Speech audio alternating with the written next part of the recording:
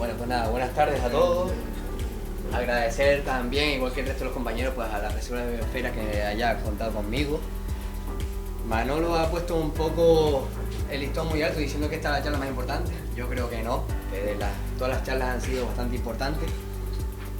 Tanto Gabriela explicándonos lo que está haciendo Aguacán por el sector y por todos nosotros. Manolo pues poniendo de verdad en situación el aguacate. No hace falta más que entrar a las redes sociales para ver todo lo que él comentó. Están desprestigiando cultivos y nosotros tenemos que dar más bien valor a lo nuestro. Nosotros no estamos sacrificando esas montañas ni la vegetación que hay en esas montañas. Nosotros lo que estamos es aprovechando tierras cultivables y que fueron ya cultivadas por nuestros antepasados. Por lo tanto, nosotros lo que estamos es poniendo en valor otra vez lo que ya tenemos, esa agricultura, y volviendo otra vez a defender ese medio ambiente que es lo que decía Manolo. Así que yo sin más pues voy a empezar con esta charla. Tal vez es la charla más compleja de la tarde, porque la fertilización sí es verdad que siempre es algo compleja, pero yo no les voy a dar ninguna receta mágica, ¿vale? Yo aquí lo que vamos a decirles es la importancia de verdad de los diferentes elementos en la planta según la época del año y según el estado fenológico en el que se encuentra la planta. Probablemente cada vez ya menos, pero muchos antes abonábamos yendo a cualquier tiendita y que vendieran los abonos. Voy a abonar la planta de aguacate, ¿qué tienes por ahí? Toma, este saquito, un abono equilibrado, un equilibrio que fuera, y justo ese abono es el que requería nuestra planta en el momento en el que se iba a aplicar. Y aparte, ¿qué dosis le vamos a poner? ¿Qué cantidad le poníamos? No sabíamos. Entonces, vamos a empezar justo pues parándonos y viendo los diferentes procesos por los que pasa nuestra planta a lo largo del año. Si se fijan, pues tenemos al principio pues el crecimiento reproductivo, es decir, no es la floración en sí, es la diferenciación de las yemas. Las yemas van creciendo para al final diferenciarse en yemas que van a ir a brote o yemas que van a ir a flor. A continuación ya se produce la floración, la línea negra, y junto con la misma floración se van produciendo los primeros brotes, dependiendo de si la floración es determinada o indeterminada. Se acaba la floración, comienza el cuajado, y con el cuajado la primera caída de aguacate. Tenemos dos caídas de aguacate. Unos aguacates que se producen nuevamente en el primer pico, la línea roja, que se produce entre abril, mayo, junio. Y nuevamente muchos de los agricultores se extrañan cuando ven ya aguacate formado grande que se vuelve a caer. Normalmente ese aguacate pues suele ser ya pues a mediados de verano. Y junto con todo esto tenemos en azul el crecimiento de la raíz. Como no la vemos, pasamos de ella. Lo que está en el suelo no sabemos. Sin embargo, la raíz justo pues tiene unos picos de crecimiento que se dan nuevamente justo en esta época entre mayo y junio, y nuevamente otra vez pues en lo que es el otoño.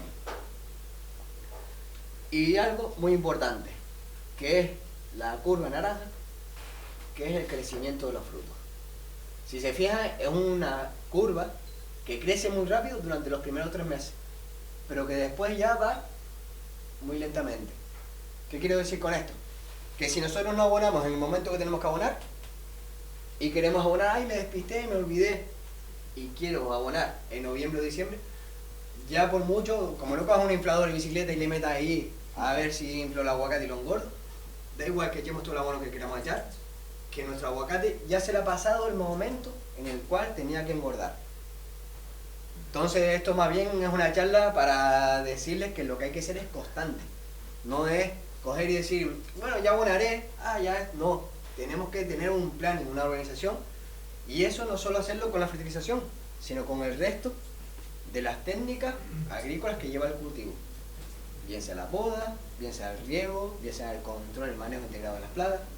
Todo en su conjunto es lo que va a hacer que nosotros tengamos buenos rendimientos.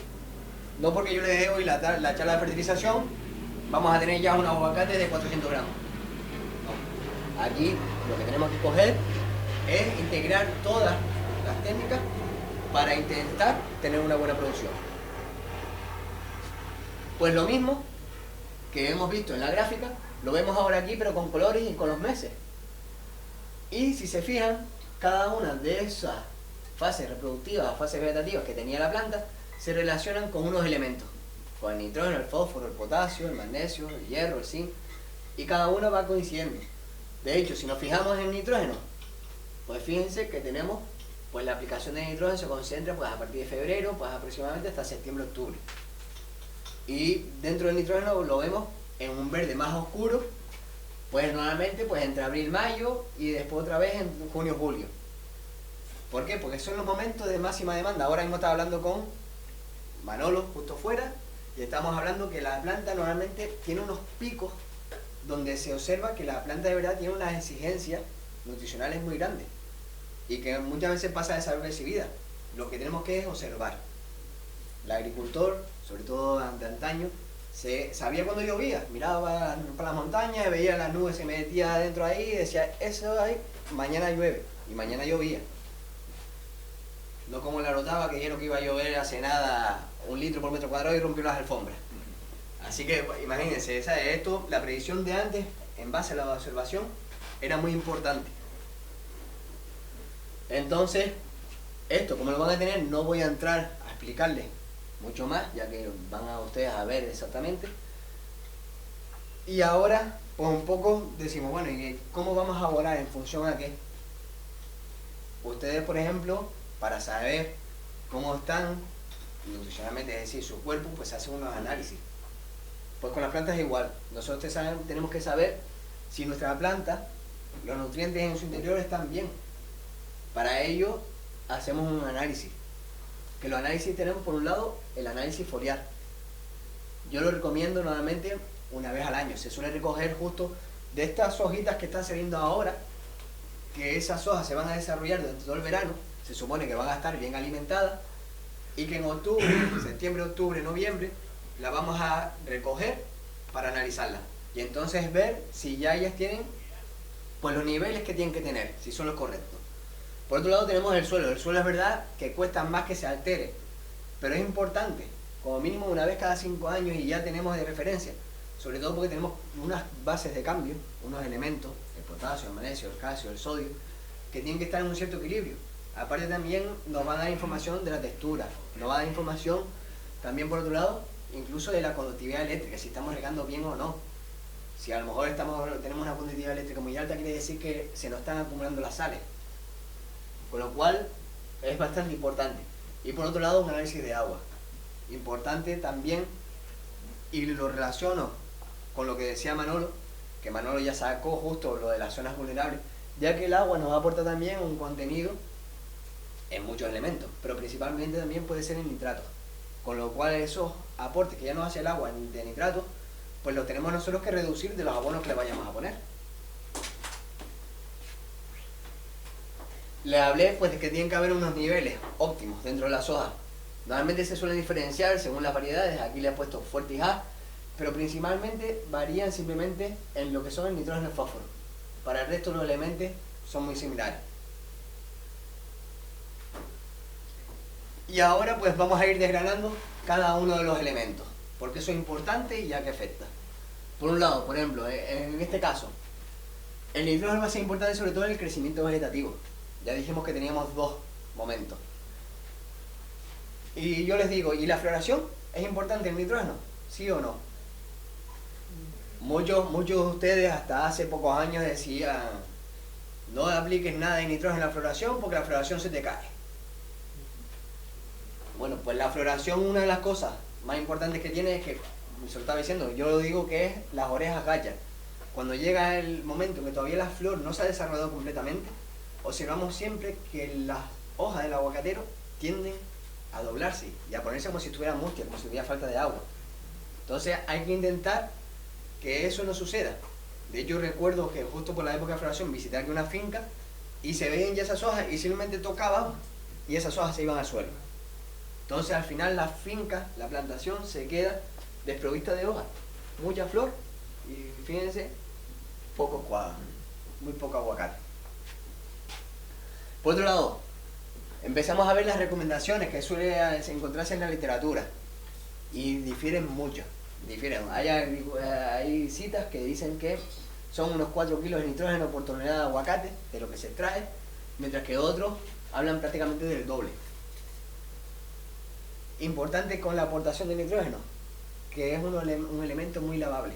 Es decir, normalmente si nos excedemos con su aplicación y con el agua de riego, este va a percolarse, se va a perder.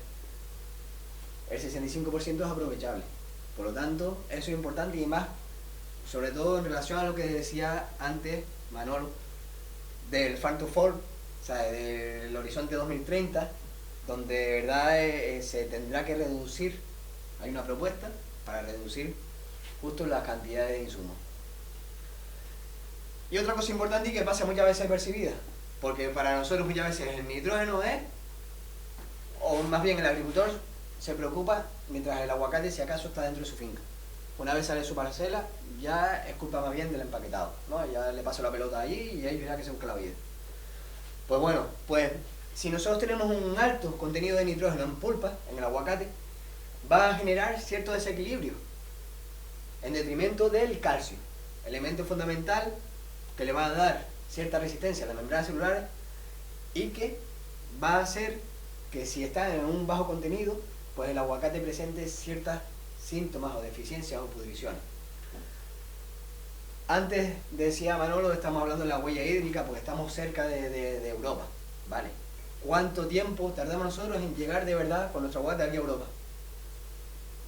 Ustedes piensan y dicen, bueno, yo mi aguacate mañana mismo lo mando y ya está, en 3 días estamos ahí. Mentira. ¿Por qué? Porque nosotros aquí vamos a pasar las diferentes fases. La recolección. Si recolecto hoy, 1 o 2 días, porque a lo mejor no lo llevo al empaquetado hoy, lo llevo mañana. Ya son 2 días que perdemos de vida verde el aguacate. Cuando llega al empaquetado, nuestro aguacate va a una cámara donde se almacena y claro, no va a ir solo nuestro aguacate para afuera. El empaquetado, para intentar optimizar los costes, va a intentar sacar un contenedor como mínimo de 20.000 kilos. Oye, pues para yo reunir todas esas frutas de esos 20.000 kilos, sabiendo la idiosincrasia de la agricultura canaria, muchas fincas pequeñitas, pues van a tener que entrar no sé cuántos agricultores con mucha producción y encima a lo mejor no toda la fruta va a ir para exportación. Ya veremos el por qué no va a ir todo para exportación. Pues a lo mejor para que nuestro barco, que sale este jueves, pues empezamos a recolectar aguacates el miércoles pasado. El barco tarda 3-4 días en llegar. Con suerte, si llega a aduana, a lo mejor no lo paran. Hace una inspección, abren el contenedor, 1 o 2 días. Después el transporte terrestre, porque a lo mejor el aguacate no se queda en la península, sino lo mandamos para Suiza. Otro 1 o 2 días. Y una vez llega al centro logístico, tienen que distribuirlo. Otro 1 o 2 días. Total, que si nos vamos al máximo, estamos hablando que nuestro aguacate lo recolectamos hasta cuando llega, 19, 20 días puede estar para que llegue.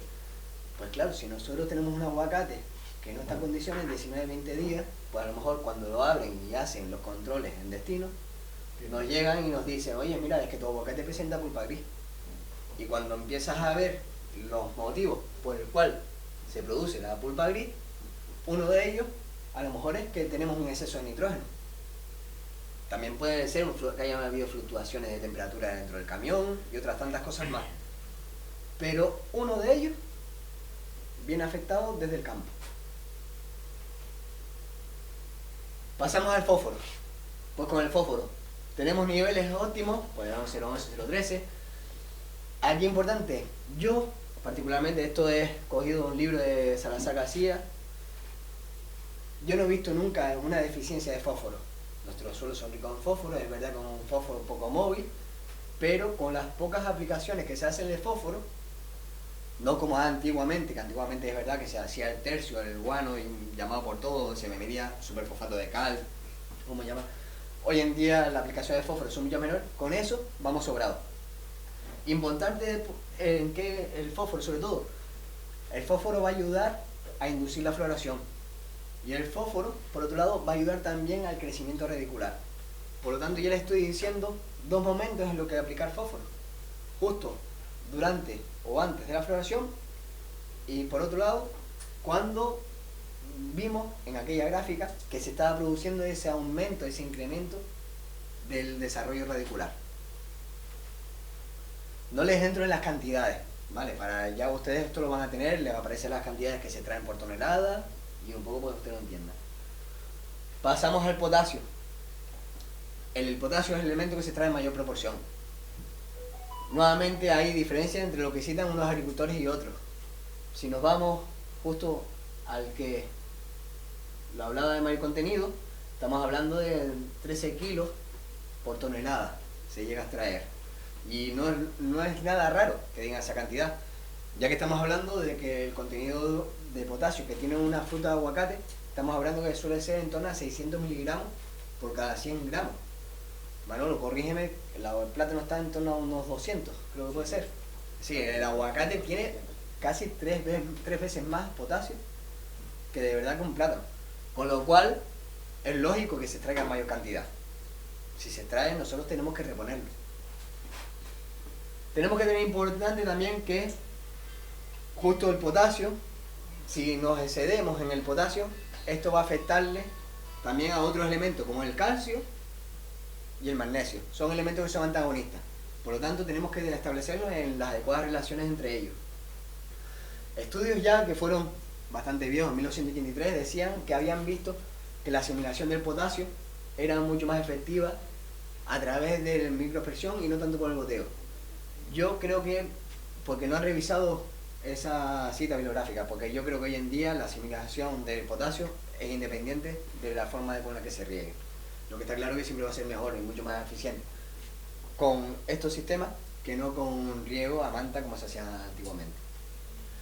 Y bueno, pues en función a los valores que se tengan en hoja, pues se debería aportar, ¿vale? Esto es todo muy orientativo. Yo cuando he dado estas charlas otras veces, cuando ustedes cojan esta ponencia, no la lleven e intenten hacerlo ustedes. Para eso ya hay un equipo técnico bastante grande y unos técnicos bastante formados últimamente, que ellos son los que de verdad tienen que ustedes darle los análisis y que ellos de verdad lo interpreten, o que ellos les cojan las muestras. No pueden ustedes coger y hacer lo que hacemos nosotros, que hacemos la analítica y hacemos de médicos, no. Cada uno tiene su profesión y en este caso son los técnicos los que de verdad tienen que decirles y darle a ustedes las recomendaciones. Síntomas de deficiencia de potasio. Pues esto es muy común. Nosotros cuando estábamos yo trabajaba en el empaquetado, pues teníamos una muestroteca donde tenías que ver y dejar madurar el aguacate lo hacías pues arbitrariamente al azar, y muchas veces cuando lo abrías te encontrabas pues justo los haces vasculares ennegrecidos, una deficiencia de potasio. No llega a ver tanto esta seca de ramas en la parte aérea, que muchas veces se puede confundir con fitóptora, e incluso justo la punta quemada se podría confundir con la toxicidad por cloruro. Sin embargo, esto sí lo llegué a ver en una finca La Esperanza, justo en zonas, tal y como indica aquí, donde hay condiciones de lluvia prolongadas, pues sí se había una deficiencia, y en este caso de potasio se veía ese ennegrecimiento en la zona basal del aguacate. Bueno, el calcio. Hemos hablado de él ya en otros elementos y todavía no habíamos llegado. Yo creo que es uno de los elementos principales. Recuerdo de hablar con un compañero de extensión agraria de Tenerife, donde él decía que para él el calcio era la llave del suelo.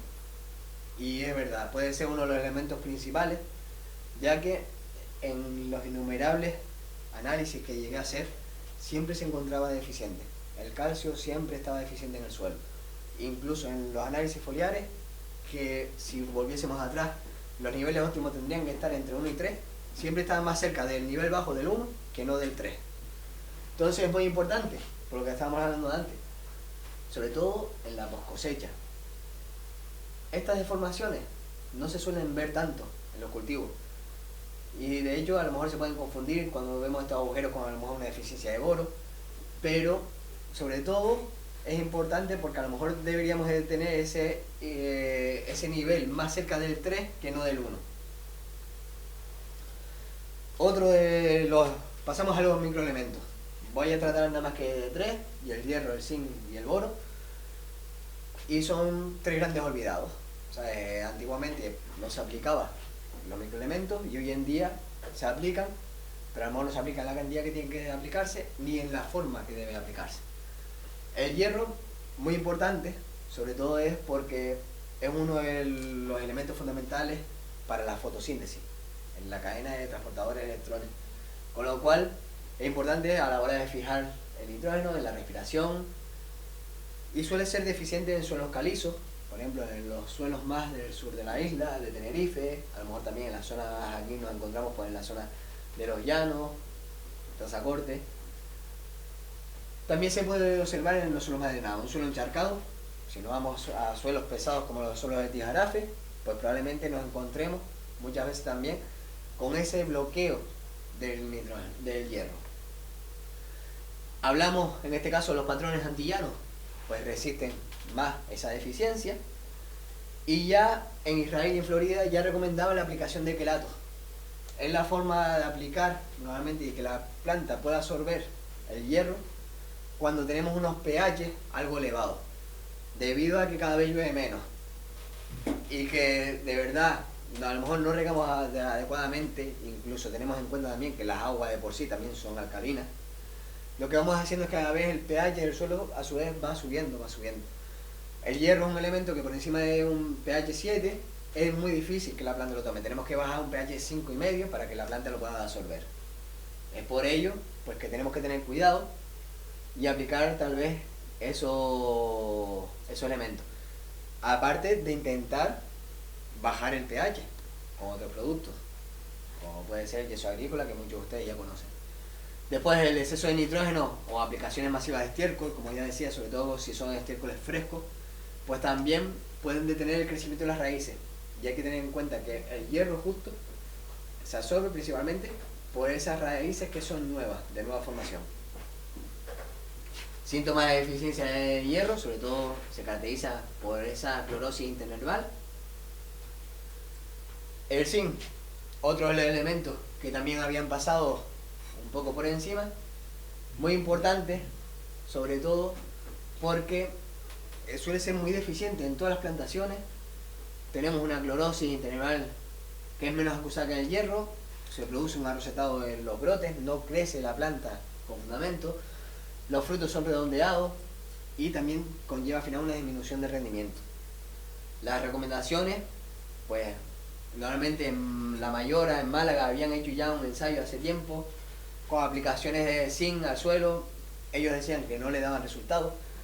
Yo hace 3-4 años fui a dar unas charlas a Málaga y justo Trops, antes justo Manolo le puso donde aparecía el consumo de agua a nivel mundial en los diferentes países, pues ya ellos tenían hecho un ensayo. Yo creo que es un modelo a seguir, justo el que estaba utilizando de esta empresa, porque reunían a sus más de 1000 agricultores para enseñarles los ensayos, los resultados de los ensayos que habían estado haciendo durante todo el año. Y uno de esos ensayos justo consistía en la aplicación de zinc en diferentes concentrados, diferentes formulados y diferentes formas de ponerlo. Bien era a través de fertilización, bien con micropresión o con goteo, bien se aplicaba manualmente o se ponía justo debajo del goteo, dándole los mejores resultados, porque después ellos analizaban nuevamente la hoja y veían con qué metodología era con la que mejor había absorbido el zinc, y era justo poniéndose a mano debajo del goteo. Con lo cual, pues las aplicaciones de zinc son bastante importantes, y sobre todo lo del rendimiento, desde que se han aplicado en varias fincas sí se ha visto ese aumento. Aquí vemos esos síntomas característicos y sobre todo los frutos redondeados. Y el boro, pues bueno, pues otro de los elementos al final, que sobre todo es muy importante en la época de la floración, sobre todo porque es fundamental en el crecimiento del tubo polínico.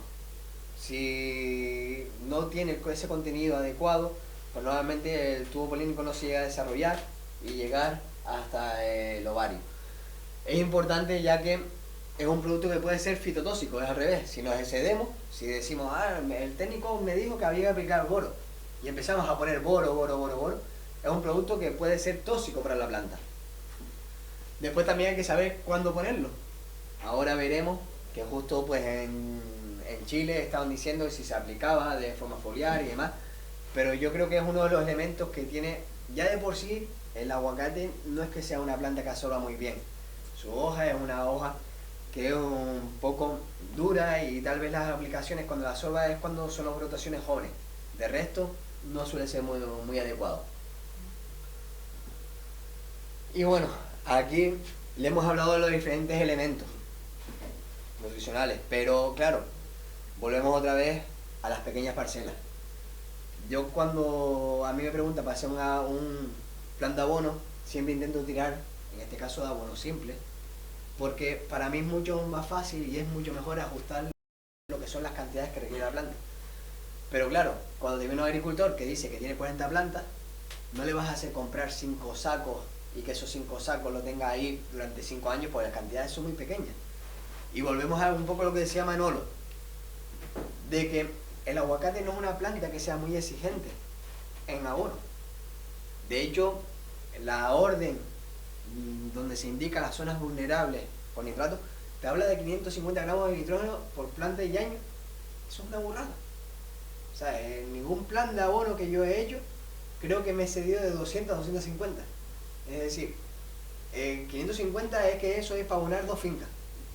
Entonces, hay que tener en cuenta, pues, un poco pues la casuística y decir, oye, pues bueno, pues entonces tenemos que, ¿cómo hacemos? Para yo que tengo 40 plantas, pues, vale, pues vamos a buscar un abono que de verdad, pues sea complejo, y en este caso con un equilibrio adecuado.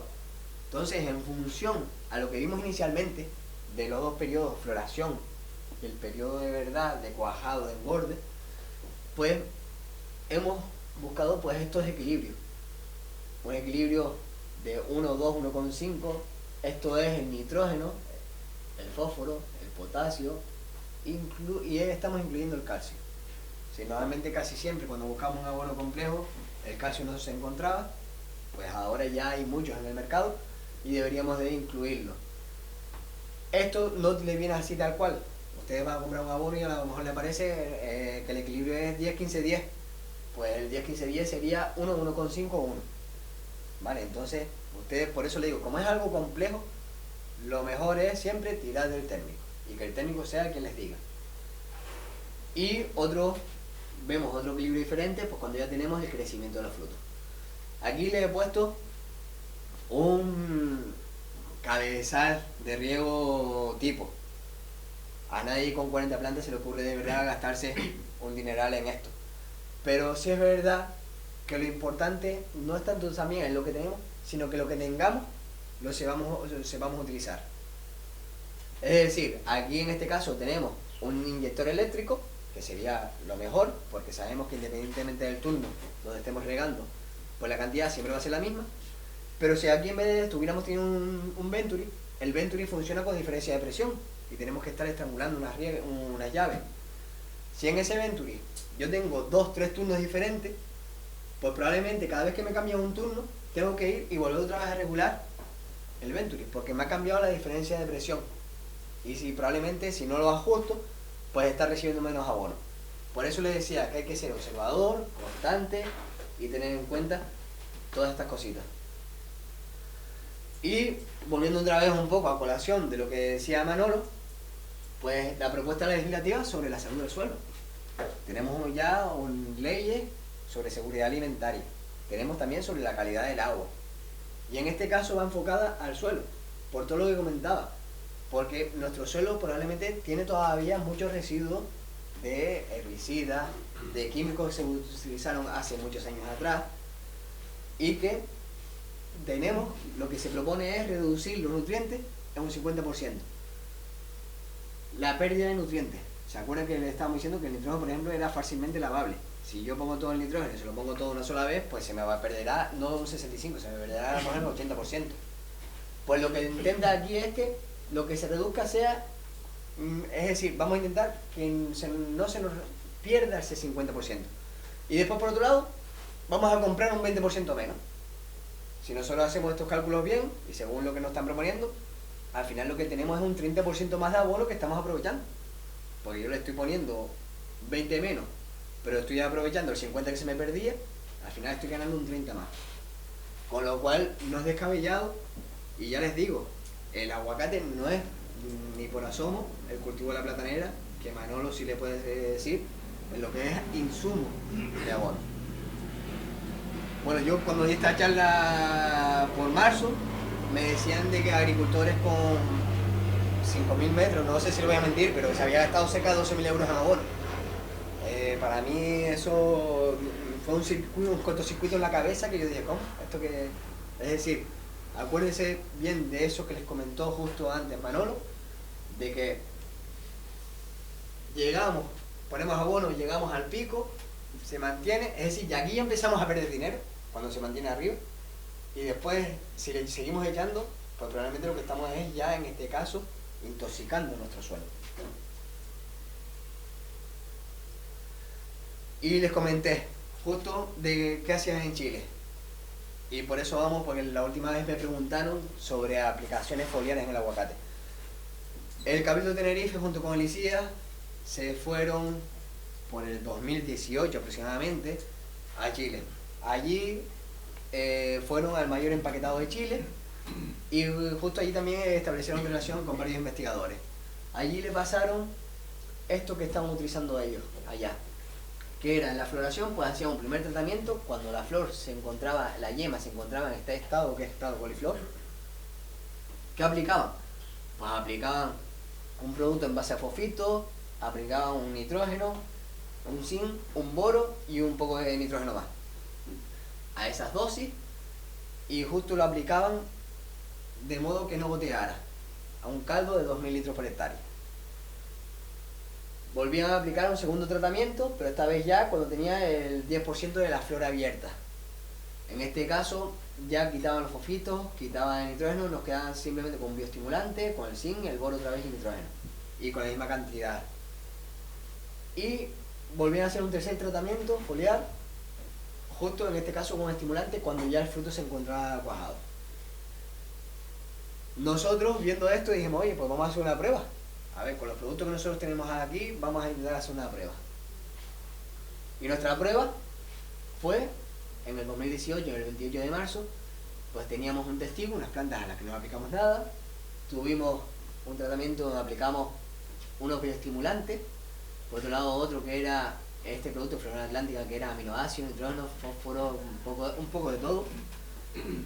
El 4 era también un NPK con boro y molibdeno, y el T5 y el T6 era lo más parecido a lo que habíamos encontrado, a lo que de verdad habían hecho los chilenos, que era el set, que era un calcio y boro, otro que era el fitocalcium, y por otro lado microelementos, y estos productos que eran el solubor, borato sódico, un quelato de zinc y un bioestimulante. Bueno, pues los resultados fueron, y esto es importante, porque de este ensayo, ahí es cuando yo me di cuenta de otras conclusiones que yo creo que eran las que yo quería sacar. Y es lo que le comentaba, cogimos cada tratamiento, al final eran 3 plantas. Una planta que estaba equilibrada, cuando digo equilibrada es que la planta, cuando estaba con flor, conservaba prácticamente la totalidad de las hojas viejas del año anterior. Por otro lado, plantas que solo tenían flor, las 2 columnas del medio, y plantas que tenían flor, pero también ya había perdido parte de la hoja y ya tenía mucho brote nuevo, y le estaba saliendo. Primero, ¿cuál fue mi sorpresa? Fíjense que si vamos al total, independientemente de los tratamientos, si nos vamos al total, fíjense, aquí tenemos cerca de 2.000 frutos entre las 6 plantas, frente a 66 frutos en las plantas que solo tenían flor. Las plantas que se les había caído toda la hoja. Entonces aquí es donde ya yo lo primero que digo es, oye señores, pues cuando pasa esto, cuando vamos a una finca y vemos que es solo flor y no tiene hoja, ya tú somos como si fuera el gurú del aguacate. Llego allí, usted lo siento, pero no va a tener aguacate para el próximo año. Y efectivamente, pasa, no tiene. Pero también tiene su lógica, porque es justo la hoja vieja, la hoja que dijimos que en verano estamos ahí dándole de comer, la que de verdad va a ser de despensa. Se produce una translocación de verdad de esa hoja, de esos nutrientes que han sido almacenados en esa hoja y que se mueven después a la flor. Probablemente no sea lo que le estemos dando de comer en ese momento, sino es ese movimiento de la hoja hacia la flor. Si no tenemos despensa, la despensa se nos fue, la flor no va a cuajar. Y esa fue la primera conclusión que sacamos de aquí. Es decir, que tenemos que trabajar siempre en el verano anterior. Fíjense que en aquellos que tenían brotes, tenemos también que hablar de la teoría del sumidero, ¿no? En este caso tenemos, probablemente muchos de nosotros tenemos, cuando llega la floración, fruto todavía colgando, el fruto del viejo, del que está para cosechar. Tenemos la propia flor. Y después tenemos los brotes. Es decir, todos están alimentándose. Tenemos una sola madre y ahí 3 cachorros los que tenemos que estar alimentando. El viejo, el frutito nuevo, la flor y los brotes nuevos. Entonces fíjense que aquí, que los brotes nuevos, oye, pues ahí parecía que había algo más de equilibrio, pero aún así es una cuarta parte de las plantas que estaban bien. Aquí otra conclusión que se sacó era pues los frutos que daban en la cara norte de las plantas y los que daban en la cara sur. Esto también difiere un poco, porque claro, a lo mejor si mi cara sur estoy en una zona de Weimar, donde de verdad me da el viento constantemente, pues ahí el viento es el factor limitante y no voy a tener fruto. Pero en unas condiciones normales, normalmente el aguacate siempre va a tender a producir más por la zona sur, que también tiene su explicación, sobre todo por la inclinación del sol en la época en la que se produce la floración. Y aparte, hay estudios de Chile donde demuestran también que la hoja es mucho más activa fotosintéticamente por la mañana que no por la tarde. Y después, si se fijan, chicos, sobre todo en el tema de los tratamientos, pues al final, fíjense que el testigo, donde no aplicamos nada, pues prácticamente tiene, tanto en la cara norte como en la sur, más producción que el resto. Pero es que este mismo ensayo lo repetimos en una finca de una compañera, cuando las plantas tenían 3 años y medio de edad. Y volvemos otra vez a ver que el testigo, sin haber aplicado nada, fue las plantas que dieron más. O sea que al final es más importante todo lo que hagamos antes que no lo que queramos hacer en el momento para remediar lo que no hemos hecho antes.